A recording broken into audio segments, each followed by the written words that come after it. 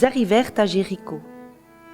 Comme Jésus sortait de Jéricho avec ses disciples et une assez grande foule, l'aveugle Bartimée, fils de Timée, était assis au bord du chemin en train de mendier.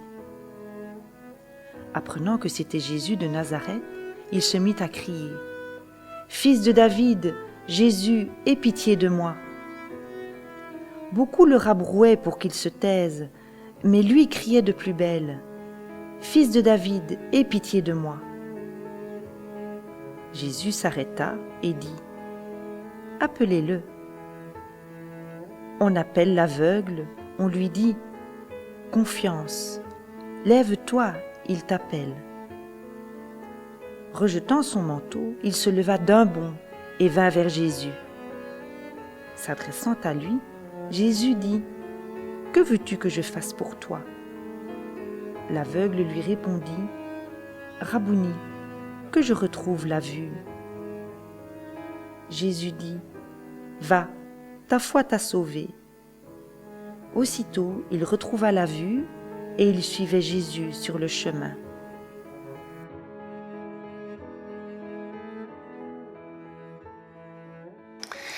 Nous avons là un récit de miracle. C'est la guérison de l'aveugle Bartimée par Jésus. Les récits de miracles dans le Nouveau Testament, comme d'ailleurs dans les Écritures juives, sont racontés toujours de la même manière. On commence par présenter les personnages. Et puis, on annonce ce qu'on appelle la détresse du personnage. Ici, c'est une détresse qui est particulièrement, qu'est-ce qu'il faut dire, corsée. Il est aveugle, Bartimée. Il est assis, il est au bord du chemin et il est en train de mendier. C'est vraiment l'exemple même de la marginalité. Il est là, au bord de la route, et le cortège de Jésus et de ses disciples, sortant de Jéricho, passe. Souvenez-vous de ça, parce qu'on va voir qu'à la fin, tout va se renverser, tout va basculer pour lui dans le bon sens. Ensuite, c'est le dialogue entre Jésus et le malade. Et là, ce dialogue, il a de la peine à se nouer. Parce que Bartimée dit d'abord « Fils de David, Jésus, aie pitié de moi ». Donc il l'appelle, Jésus est en train de passer sur le chemin avec son groupe de disciples et quelques personnes là autour. Ça fait du bruit, ça fait du brouhaha. Mais en fait, des gens le font taire, ils dérangent. Et on lui dit « Allez, reste sur le côté et tais-toi ». Mais lui, il s'obstine « Fils de David, aie pitié de moi ». Il le répète. Alors Jésus dit à ceux qui l'entourent, appelez-le. Et lorsque Bartimée est arrivé auprès de lui, Jésus lui dit, que veux-tu que je fasse pour toi, Rabouni, que je retrouve la vue. Et qu'est-ce qui se passe alors à l'extrémité du récit? Vous voyez que ce qui a été dit de la détresse du personnage va s'inverser, c'est-à-dire que l'aveugle Bartimée n'est plus aveugle, il a retrouvé la vue, il n'est plus assis au bord du chemin, il suit Jésus sur le chemin. Et il n'est plus nécessaire pour lui de mendier, parce que comme aveugle, sa seule manière de subsister dans la vie était de mendier. Alors, vous l'avez peut-être remarqué en écoutant le texte, puis en le voyant rappelé comme ça, il y a une seule chose qui n'est jamais racontée dans le récit. Et ce qui n'est pas raconté, c'est le miracle. C'est quand même un peu fort de café. On appelle ça un récit de miracle, mais la seule chose qui ne soit pas dite, c'est comment Jésus s'y prend. Et par quel geste, par quelle manipulation, par quelle parole, Bartimée a retrouvé la vue. Étrange quand même. Pourquoi est-ce qu'on ne le raconte pas? Ça veut dire qu'en fait, ce n'est pas la manipulation qui est importante, c'est ce qui se produit, c'est-à-dire c'est ce que devient la personne, l'individu. Et justement, on voit Bartimée passer d'un statut, je dirais, d'objet, il est posé là, au bord du chemin, comme une sorte de tas de guenilles qu'on va apporter là, et c'est un homme debout sur le chemin et qui peut suivre Jésus.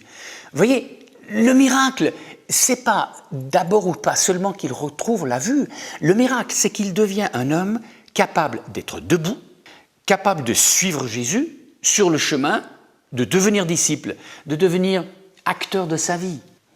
Et comment ça se passe? Ce miracle au fond d'un homme qui devient lui-même, qui devient le maître de sa vie. Comment ça se passe? Eh bien, Jésus va dire à ceux qui veulent le faire taire parce qu'il dérange, Jésus dit, appelez-le. Appelez-le. Non pas je l'appelle, appelez-le. Et c'est donc la foule, ce sont les disciples qui d'abord le mettaient à distance qui vont l'appeler et le faire venir vers Jésus. Alors il y a deux choses remarquables ici. D'abord, c'est que Jésus va intervenir pour que le groupe des disciples qui est autour de lui devienne des coopérateurs de la guérison. Non pas des empêcheurs, non pas des murs qui mettent à distance, mais des coopérateurs. Jésus fait d'eux leurs auxiliaires. C'est eux qui vont appeler l'aveugle et qui vont lui dire « Confiance, lève-toi, il t'appelle ». Et ça, c'est quand même fantastique. Et puis, la deuxième chose importante, c'est que Jésus dit à l'aveugle « Que veux-tu que je fasse pour toi, Rabouni, que je retrouve la vue ?» Et on voit là quelqu'un qui, tout d'un coup, n'est pas seulement là à tendre la main ou tendre la sébille et attendre que les autres fassent quelque chose pour lui. Il peut dire. Et Jésus va répondre en disant « Va, ta foi t'a sauvé ». C'est quoi la foi de Bartimée ? Vous pouvez chercher dans le récit, à aucun moment, Bartimée ne dit « Je crois en Jésus-Christ » ou que sais-je encore. C'est quoi la foi de Bartimée ici? La foi qui l'a sauvé. Alors ça, c'est étonnant. Parce que si on cherche dans le récit, eh bien, la foi, c'est l'obstination de Bartimée. Ouais, c'est son obstination. Il crie « Fils de David, aie pitié de moi ». La foule s'interpose, le met de côté, il continue et son obstination, c'est une obstination dans la confiance en Jésus. Et c'est ça que Jésus appelle la foi.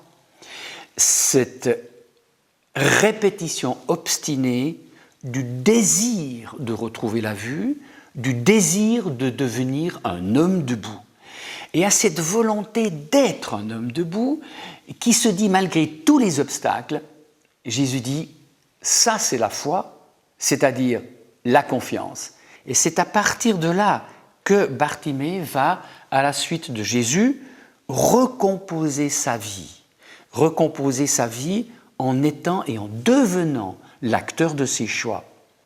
C'est-à-dire que le grand miracle ici, et c'est pour ça que le récit ne va pas raconter la technique thérapeutique, parce que la guérison fondamentale, c'est bien cette façon dont Bartimée se retrouve à suivre Jésus sur le chemin. Un événement comme celui-ci, il peut se répercuter aujourd'hui, il peut se reproduire aujourd'hui, et c'est lorsque des gens repoussés dans les marges socialement, dans les marges religieusement, disent leur confiance en Jésus et réémergent pour devenir les acteurs de leur vie, se voient réinstallés dans leur pleine humanité.